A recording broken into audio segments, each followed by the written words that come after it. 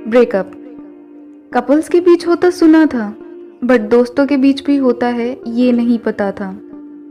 अपनी ज़िंदगी में हम हज़ारों लोगों से मिलते हैं, जिनमें से 100 लोग हमारी इस लाइफ की बड़ी सी कहानी का हिस्सा बन जाते हैं।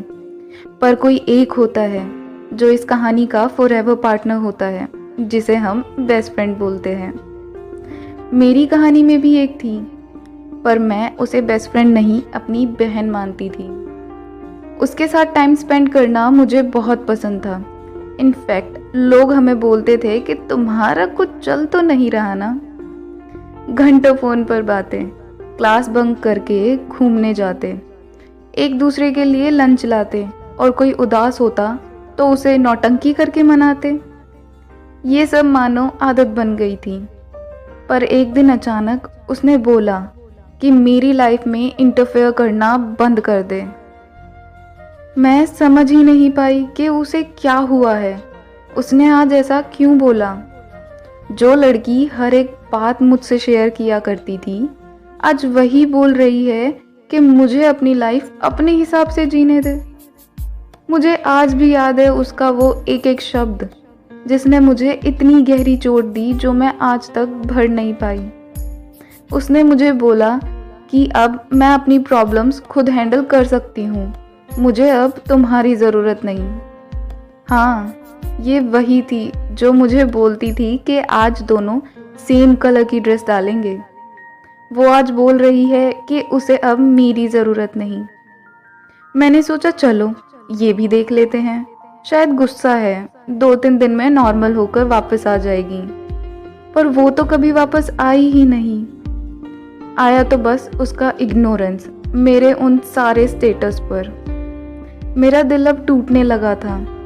हिम्मत नहीं हो रही थी उसे कॉल या मैसेज करने की, क्योंकि इस वक्त मैं और इग्नोरेंस शायद बर्दाश्त नहीं कर पाती। वक्त, ये भी कितना अजीब है ना। जिसे फॉरएवर का टैग दिया होता है, वही अक्सर टेम्परेरी बोलकर छोड़ जाते हैं। मेरा वक्त भी बुरा चल रहा था शायद, तभी उसकी हर एक बात मुझे अंदर से तोड़ रही थी। उसने मुझे अपनी लाइफ से कुछ ऐसे निकाल दिया जैसे किसी पेपर को कॉपी से फाड़ कर निकाल देते हैं। इन सब चीज़ों के बाद मैं समझ गई थी, अब मैं सच में कोई नहीं होती उसकी लाइफ में इंटरफेयर करने वाली। बस फिर रात का रोना और दिन में सबके बीच होकर भी चुप होना, यही बन गई थी मेरी ज़िंदगी।